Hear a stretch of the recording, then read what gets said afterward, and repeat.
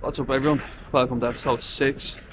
After hood ups, absolutely Baltic here in Vancouver. It's like -5, been snowing the last 2 days. Want to give a shout out to Barrett Hansen from Crush Life Poker. He featured our latest hand, the Ace King hand, the 4K pot on his call-in show.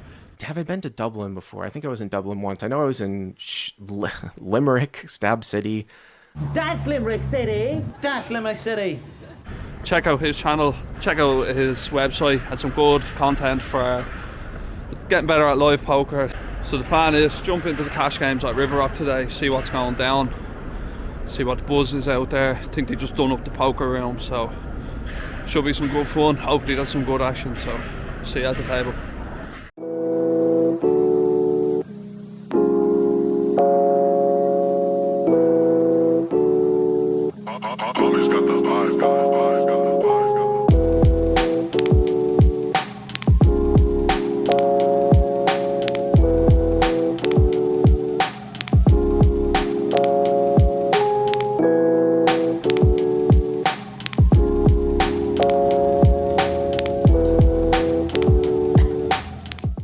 So kicking off the very first hand of the session here, we're in for $400, the maximum buy-in. We look down at 4-5 of clubs in the cutoff. There's a button straddle of 6 on. The small blind limps gets around to us. We raise to $18 on just the small blind calls.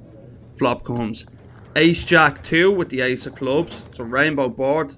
So with 5 high here, we have a gut shot to the nuts and a backdoor flush draw. But we've the betting lead and the range advantage, so if it checks to us, we're going to continue with a lot of our range on this board. He decides otherwise and leads out for 20. I think we could raise this, but I think Colin's going to be fine here. We're over 100 big blinds deep. I think when an old guy limp and then calls and then leads, it's indicative of him having a lot of ace-x holdings. So I think we're just going to call here, see what develops on the turn. So we call. Turn comes to 3 of clubs, giving us the nut straight and a flush draw to go with it. He continues firing for 45. I think we have a pretty easy raise here. With the nuts, we want to start shoveling money into the pot. Probably has a lot of ace-x. We're hoping he limp called ace-king, ace-queen, as you see a lot of players kind of do with these stakes. So we raise it on up to $110. He sticks around. Going to the river, there's 305 in the middle, and the river comes to 10 of clubs, giving us a flush. So we've upgraded from our straight to a flush. He checks it to us after thinking for a minute. I think we're pretty happy here to shove our last 250 in for value. I think we have a flush here. I think he's not going to put us on that many flushes. When we raise pre, we call it flop, we raise the turn, so happy to get it in here. We're hoping he is ace jack or some sort of hand he's not going to fold. But we get the bad news when he snap calls. He turns over jack 9 of clubs for a flop pair. He turns a flush, and he's never folded once he has a pair and a flush on the turn, and we get coolered when it's flush over flush on the river. So I don't think we could have done anything that hand to avoid it. That's just on the wrong end of a cooler. Pretty sick. We turned a nut straight. We actually didn't want to hit our flush. We didn't know that, but on to the next. There's 2 limps ahead of us here, and we look down at 7s in the cutoff. We bump it up to $20 to go. Everyone folds, and just the low jack decides to hang around. Flop comes down 10-5-4 with 2 clubs. So when it gets checked to us, I think we want to bet here for protection and to get some value. And to get some value from some flush draws, some 5s. We don't want to let a hand with, say, 2 overcards, a hand like King Jack, King 9, like all these random hands that just have 2 overcards. They've 6 outs against us. We don't want them to see a turn for free. So we end up deciding on a bet of 25 into 50. At the time, I thought it was 25 into 40 because I wasn't taking into account the blinds when I was just doing the maths quick in the game. So 2 + 2 is 4, -1, that's 3, quick maths. I think 25 actually ends up being too small here. I think we can go 30, 35, just to really put pressure on those 1 pair hands, or not the 1 pair hands, the overcard hands that we don't want to come along and see a turn. So we end up with half pot. He calls. Turn comes the ace of spades. So I think if we had nothing here, this will be a card we can barrel. But when we just have 7s, I think we want to just start checking now. I don't see any reason to keep putting money into the pot. And when the river comes to 3 of clubs, he checks and we just check it down and win against queen 5 of hearts. So we probably could have got an extra tiny sliver of value on the river, but I don't think we could have bet the 7s because he maybe folds the 5s and only calls his 10s. So now 7s is a terrible bet, but yeah, so we pick up a small one. When we sat down, we got a sea change card because we wanted to get a better view of the World Cup games, but I think in future we'll try stay in C2, 3 or 7 and 8 as they definitely have the best angle for the vlogs. So we moved to C1 for this hand and the rest of the session. There's a limping under the gun, falls to the hijack who bumps it up to $15. Comes to me on the button and we look down at king queen off. We decide this is a hand that we're going to want to 3-bet here against the hijack. We're going to be down a decent amount of 3-betting on the button, and king queen off performs pretty well, has a lot of good blocking properties, so we raise it on up to $45 and just the hijack continues. Flop comes down 4-6-9 rainbow with 1 heart.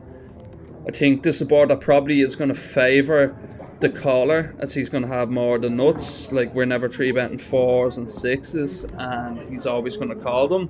We obviously have the range advantage in the fact that we have aces, kings and queens, so I think we probably want to bet this flop. We're going to be betting a lot of our hands. If it was in somewhat way more connected, like 4-6-7, 4-6-8, maybe with a flush draw, I think that's when we'd start to have a lot more checkbacks. But I think, considering we're going to be continuing with all the overpairs here, we're just going to continue for 1/3, so we bet $30 and he calls.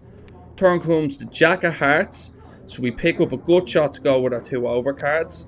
I think on this card we're going to want to continue. We can start getting them to fold out some 1-pair hands, maybe some ace highs that take one on the flop, like a ace high with a backdoor flush draw. So I think we're going to want to barrel here. We don't need to make it too big. The hands we're targeting are 1-pair hands below a jack and ace highs. So we decide on 75, just below half pot.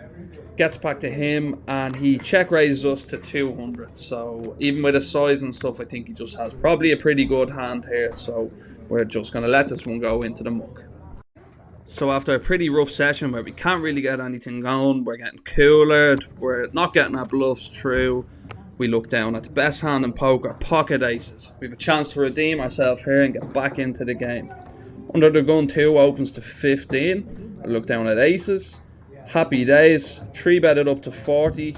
Button decides he wants to come along and play, and so does under the gun.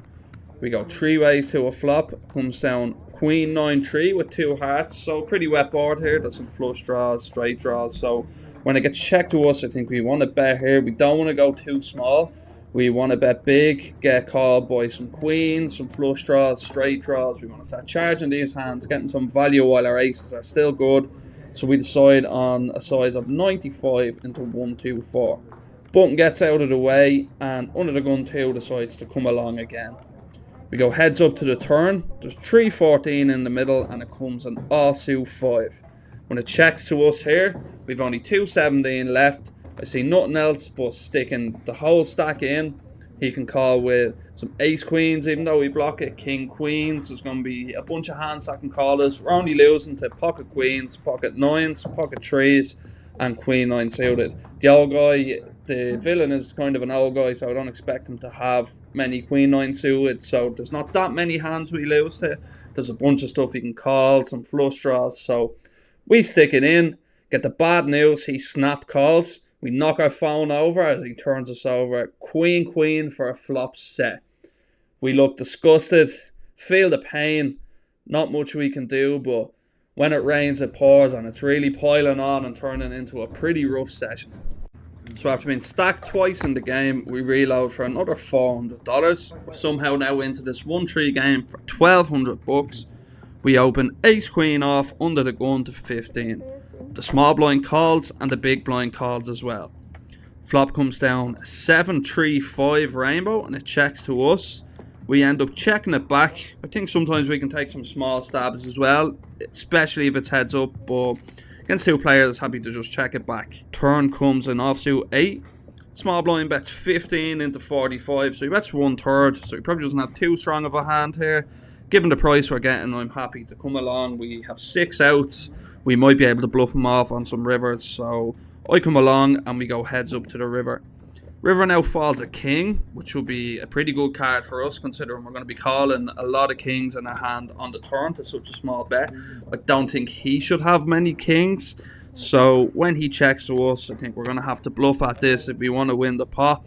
We can try take him off some weak pairs, maybe a 5, a 7, so we end up betting 40 into 75. I think the bet was too small. I think we should have sized up $60, $70 if we really want to put max pressure on these hands. But when we get snap called and he turns over 2-3 off to completely own our soul, I think no bet size would have done it when he peels 2-3 off from the small blind, snaps the river. I think probably if we bet bigger, we probably just lose more. So nice hand, fella. So the cutoff opens to 15, the button calls, and we look down at king jack off from the small blind. I think the cutoff and the button, they're going to have the two widest ranges here, so I think a squeeze is going to be good here with our hand. King jack off plays pretty terrible from the small blind, and we play usually a 3-bet strategy from the small blind, unless the big blind's a big whale. So king jack off has some decent blocking properties. I think it's a good candidate to squeeze. So we raise to $70. The cutoff calls and the button calls. So our plan doesn't work. We would have been happy with 2 folds, just take down all the dead money. But we're going 3 ways to a flop, and it comes down queen 5-2 rainbow. Just 2-10 in the middle. I think we want to continue bluffing here, even though it's into 2 players. I think if we just had a hand like 7-8 suited, stuff like this, we're just going to give up on the flop. But when we have king jack off, we can hit some kings on the turn. We can turn some more equity. If a 9 or a 10 comes, we now turn a straight draw to go with our hand. And I think the advantage that king jack has as a bluff is we block some of their best queens that can call us. So we block a hand like king queen, queen jack. So it's going to make a decent candidate to fire out on the flop. Don't think we need to make it too big, as we're going to be betting our aces, our kings, our ace queens, our king queens. So we bet 50, the cutoff calls, and the button folds. Turn now comes to 10 of diamonds, brings in a flush draw and gives us an open-ended straight draw. So I think given that we've turned more equity here, we're going to still be ripping our aces, our kings. So we do need some hands to balance the bluff. I think this hand is going to be the hand we want to choose. When we turn more equity, we have an open ender. We can get him to start folding some hands like pocket 9s, pocket 8s that peel to a small size on the flop. Even if he has a hand like ace king that he just calls, like we're going to get a hand like that to fold because it's just ace high. I think some people don't 4-bet at these stakes a hand like ace king. So I think this is definitely a turn where we're going to want to fire off. So we rip in 230. Cutoff doesn't take long before flicking in a call. So we're hoping for an ace or a 9 on the river here to save our skin. But with how the session's going today, it's probably not going to come, and no surprises when it doesn't. Turn cut, or the river comes a blank, comes down a 5, and the cutoff turns over king queen of diamonds. So he flopped top pair, turned a flush draw. He's never going anywhere. He can't do anything but call us. So pretty unfortunate. It's one of them days when you're running poor, you just keep running into top of ranges or running into hands that they can't fold. So we lose another stack there. I think we're going to wrap up the session. We've been getting demolished all day. We're going to head off, have a pint, and drown our sorrows. Bit of a big head on the pint, but we always try to split the G with your first sip.